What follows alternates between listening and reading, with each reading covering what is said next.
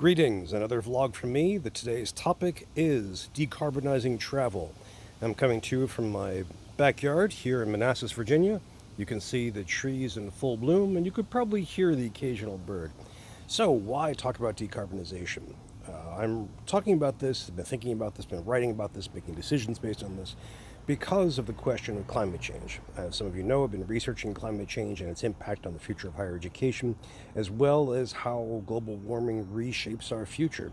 So one of the questions, there are many questions that follow from this, and one of them is how we can change our transportation. Now, when it comes to ground transportation, we've had a lot of breakthroughs, a lot of success. I mean, it's pretty incredible that we have electric vehicles that are now in widespread use, popularly accessible on the consumer level. But when it comes to air travel, we don't have that. So let me back up. I live on the eastern seaboard of the United States. I travel a great deal for my work. I travel to lead workshops, to give talks, presentations, be on panels, facilitate meetings, consult on site, and all kinds of good stuff. So often I have to travel by air because this is the United States. So I've been trying to reduce that because air travel is the greatest CO2 emitter that we've got when it comes to travel. So how to do this? Well, to an extent, I can drive locally if I can get an EV. So that's the next step, is to switch our gas guzzler for an EV. But that doesn't get me very far.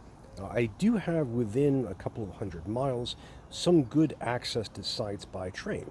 So I can go from, say, Washington, D.C. up to New York or Boston through the high speed, or America, the relatively high speed and relatively high performance Amtrak lines there. And that's pretty good for getting to places like Philadelphia or New York, Baltimore. The problem becomes when I try and get beyond those regions. So trying to get up, say, north towards upstate New York, or to New England beyond the coast, or to the rest of the Northeast, much less the Midwest or the American Southeast. And there we run into serious problems because America's train line, Amtrak, doesn't have a lot of coverage. And also, once you leave the Washington to New York area, delays start cropping up. And there are all kinds of reasons for this. The biggest one is that Amtrak is passenger rail and it competes with all kinds of other rail, especially material rail. But there are other problems too. The lines are underfunded. They suffer to a degree from climate change, in that tracks can heat up and slow things down, if not stop them completely. The infrastructure is not in great shape, so we have delays due to electrical problems and so on. Plus, once you leave this region, once you start heading to the American West, then you have long stretches where you have diesel cars burning lots and lots of diesel oil. So this is not a great solution outside of the eastern seaboard. Now, that does give me the chance to say, all right, I can focus my travel here on what I can reach by train. Now, with air travel, we have a whole set of problems.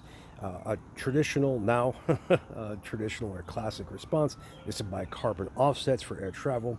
And the problem there is that market is a disaster. There is very little regulation, very little transparency, very little oversight. It's hard to see if an offset is actually doing any good, if not being an outright scam or something that's simply redundant. So another alternative is to give some additional money to a group such as a climate justice group that has some advantages, but you are still burning CO2. You're still spewing that into the atmosphere. Now, one proposal I've got is I can basically just stop my air travel. I can say to prospective clients, okay, I'll travel to you. If I can reach you by train, I'll do it. But if I cannot, I won't. We can do this all remotely. We can do this all by video. We know very well how to use Zoom, Meet, Teams, Shindig, all kinds of technologies. And the experience is not as great, but it does have some strength to it. We also know, we're familiar with that kind of experience, and so it may be worth it. So this is something I'm contemplating. It's just saying, all right, I'm going to reject all air travel and do all kinds of long-distance work entirely online. This is a risk.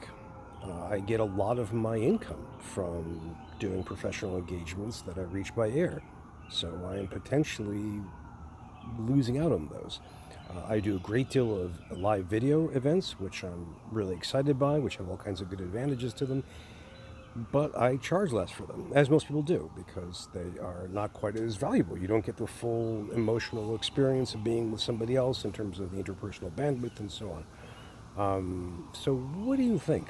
Is this a gamble that I should take in order to be consistent with my own work and also to try and make a good example about decarbonizing? Let me know in the comments. Hope you're all well. Bye bye.